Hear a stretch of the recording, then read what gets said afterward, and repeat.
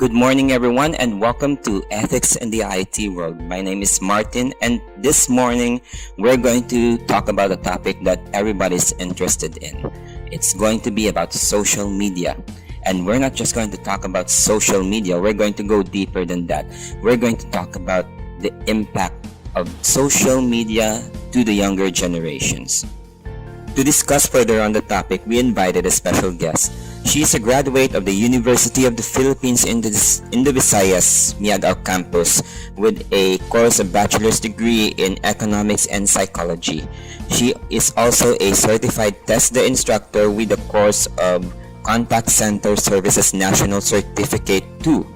And she is currently employed in John B. Lacson Foundation Maritime University as an instructor on math, service culture, and in business process outsourcing.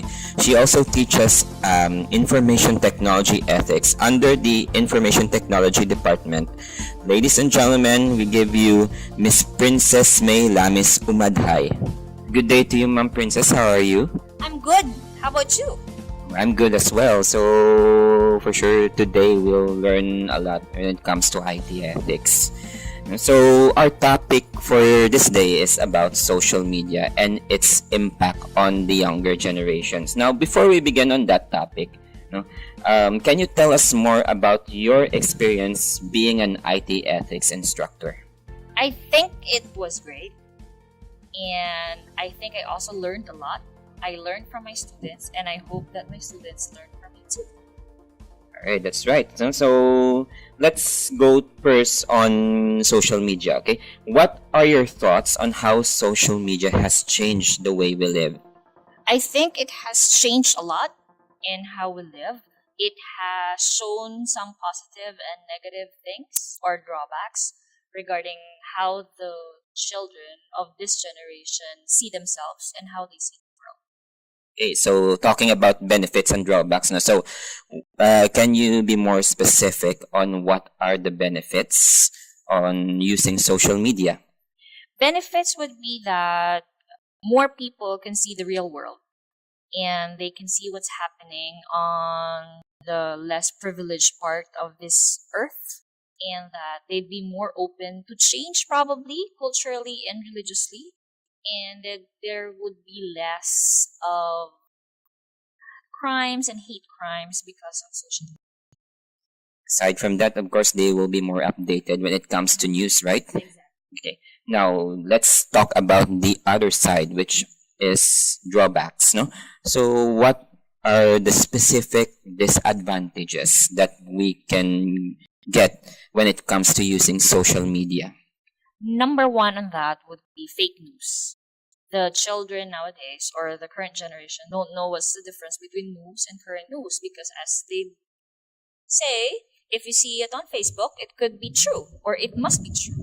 Also, they are more into themselves. They think that the world revolves around them and the world should know that they did good. And if they did something good, they should be given a reward because they did something good. Okay, and I think, based on my research, they're also craving for what we call fame, right? Of course, now let's, when it comes to younger generations now, let's get to the main idea. No? In your own observation, how much percentage of the youth develop the habit of using social media as part of their everyday living? I would be safe on the 81%. It could be sad that the 19% don't have access to social media because probably the lack of technology within their area, but the 81%, I guess that's a good number. That's a good number. Okay, so there is thing also that I researched about digital divide, right? That separates those who are less privileged or less access to the technological tools as compared to the others, especially here in the city, right? Now, when it comes to the habit, no, so let's talk about habit. How do you think this kind of habit started? And what are the factors that you think contribute to us why people, especially the millennials, are so hooked up on this new social media trend. As the word habit, it started small. And because of the word fame that you mentioned earlier, they think that if you'd be famous, then you'd be successful. And so they started their habit into like slowly starting their world from the moment they walk out the door, or probably before they get out of bed. They do open their social media sites, and then and they'll, until that they cannot sleep, or they cannot eat, or they cannot do their daily chores or daily responsibilities, not unless they get hold of their phones. So yeah, that's habit. And based on my research, I think it also has to do with the TV shows that we have right now. No, because before we have TV shows like that talks about family values, right? And right now we see in reality shows like American Idol that uses this four-letter word, no? Fame. America's Got Talent, also Pilipinas Got Talent.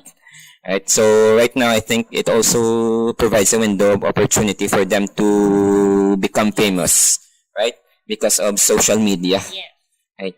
Now let's proceed to our next question. How will this kind of habit affect the behavior and attitude of the youth? I think the correct word for that is self-entitlement. As again I said earlier, if they did something good, then they should be entitled. And that could be negative as an attitude of the youth. As Jose Rizal said, the What? youth is the hope of the nation, or the pride of the motherland, right? And yeah, self entitlement breaks Rizal's words. So the habit could be really bad if we will continue it, because we could be having um, different realities. That's right. So with that kind of habit and attitude or behavior, can the youth be vulnerable? So what possible issues can occur as far as the vulnerability side is concerned? They would be very vulnerable because they would be ranting online. And so when they rant online, people would see them and would judge them as a person because of their rant. Also, it would also affect on their job profiles later when their employers would Google their names and they see the rants there and all the things or the posts that they did. It would really affect the future. I think one of the factors here is cyberbullying, correct? Exactly. And also stalking. Like now, right now, what do you think are the parents' role with regards to these issues?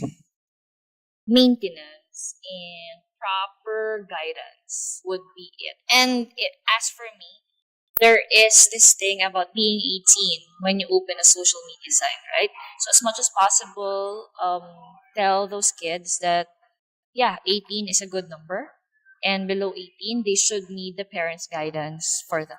So guidance and the maintenance of the account should be the responsibility of the parents. And also, the youth should also be aware that their parents are there to guide them, and also they are parents and not best friends. We should differentiate parents and best friends. As an IT ethics instructor, can you describe some of the experiences that you had with students having negative attitude when using social media, and how did you deal with it? Like parents, teachers, and instructors are also guardians. So we have to walk them along the way of the right path. And then, should they stray, just tell them that it's wrong. And then, if you see it again, then you have to give some negative reinforcements or positive reinforcements. So have you tried trying to chat with them in Facebook? Not so much. I try to limit myself, but if but there has been a few that did chat with me, but I try to limit the questions to more business-like manner so that they would know that it's not a personal chat. Okay, thank you so much. So to wrap things up, so how will the social media phenomenon change the way we live? Will it be for the better or for the worse? I am on the positive of things. I would want it to work for the better. And I think everybody should also think about that too.